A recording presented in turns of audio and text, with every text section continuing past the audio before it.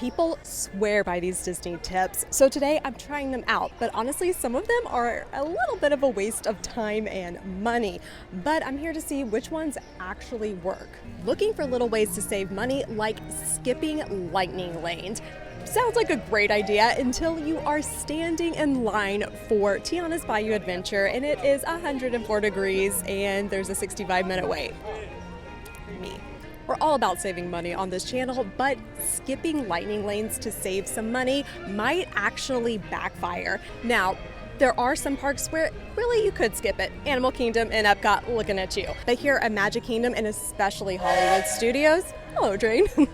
Yes, it's going to cost you a bit of money, but the time savings you'll get 100% can make up for it if you know how to use them strategically. So my family is coming into town soon to have our family's annual trip to Disney World, but unfortunately this time I won't be able to spend a lot of time in the parks with them. So I need to make sure that the advice I give them 100% works. And I'll say some of this advice, it's a little bit controversial.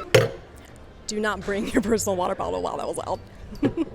Yes, it can save you money, but trust me, carrying this thing around all day, by the time it gets to fireworks, it's gonna feel real heavy.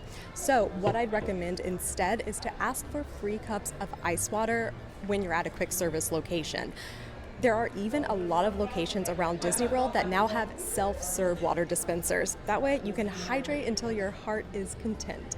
However, one thing I do always do in the park is either bring in a disposable water bottle or I purchase one when I get here, always from a gift shop to get the annual pass holder discount.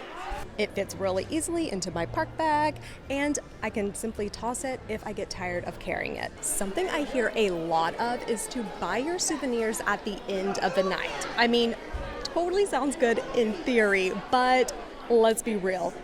By the end of the night, you're exhausted and you're not going to be rushing back to the Tron gift shop to buy that one specific circular light up thing after fireworks at 11 o'clock at night.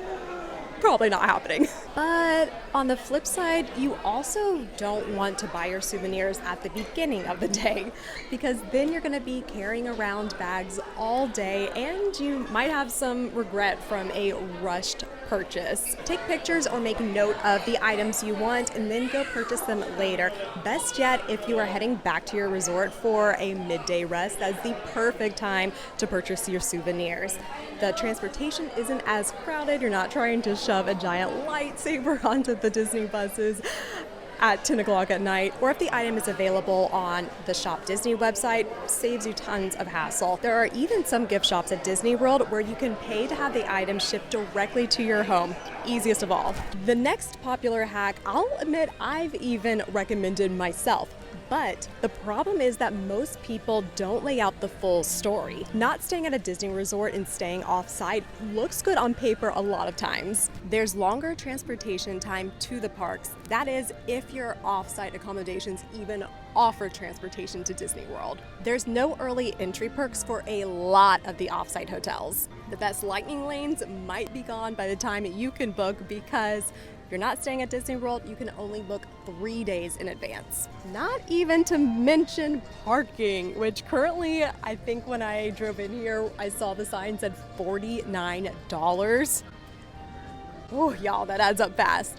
But the absolute biggest thing, and oftentimes the resorts don't make this really apparent, and it's those resort fees. These add-on resort fees that often aren't included in that really nice looking booking price can sometimes be almost as much as the room itself. So when you're deciding where to stay, take everything into consideration.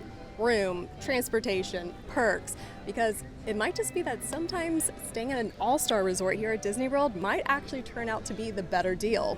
Rope dropping or prioritizing a really popular ride at Disney World as the first ride of your Disney day is a great strategy. Although there's a little bit more nuance than just, hey, this ride is popular, let's pick that one for rope drop.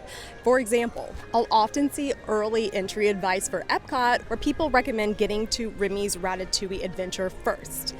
Now, the thing about that attraction, it's a very technical attraction and It is notorious for shutting throughout the day and even opening late, which I actually ran into the other day when I was testing out an early entry strategy plan for my family at Epcot. You can see that the crowd just continued to swell as the early entry time passed. So look at the full story of popular rides. In this case, I'd recommend rope dropping Frozen Ever After if you're doing early entry. That way, whether you're entering from the front of Epcot or back at the International Gateway area, you're gonna have the same chance of getting to that attraction because it's in the middle of the park.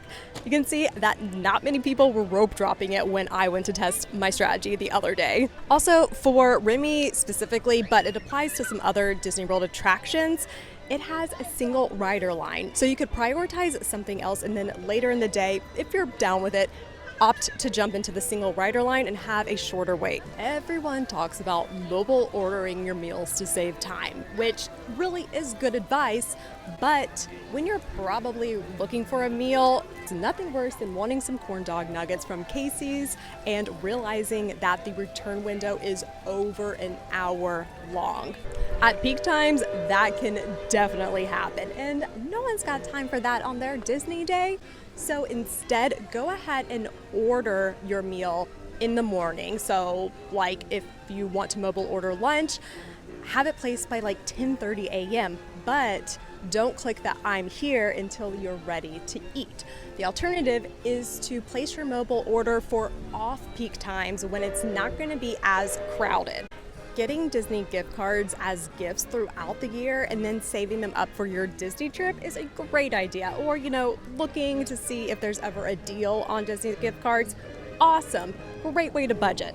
However, the advice often stops there. All well and good until it's time to check out at the Emporium on Main Street at the end of the night and you are frantically searching through all those gift cards trying to figure out which one still has a balance on it. So, to save you some stress, go to the Disney gift card website before your trip and then combine all of those separate gift cards onto one gift card. Another tip I see is to plan your Disney day.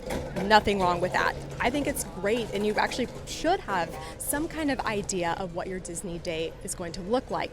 But planning out every second and moment of the day is just asking for burnout, frustration, confusion when the ride breaks down or your kid breaks down and needs a nap. So instead of over planning, plan a couple of anchor moments, a show, a couple of rides, maybe a dinner reservation, and then leave space for spontaneity or flexibility because that's often when the most magical moments happen. Tips I'll hear about park strategy is to prioritize Magic Kingdom, which, I get, it's magical, it is so Disney, and look at her, she's beautiful, and there's lots of folks here all enjoying their magical day. But instead of prioritizing Magic Kingdom, I actually recommend doing Epcot or Animal Kingdom first. My family, we always do Animal Kingdom the first day of our Disney trip, and I think I'm gonna definitely still keep with that recommendation for this year as well. I'm actually gonna suggest that my family does the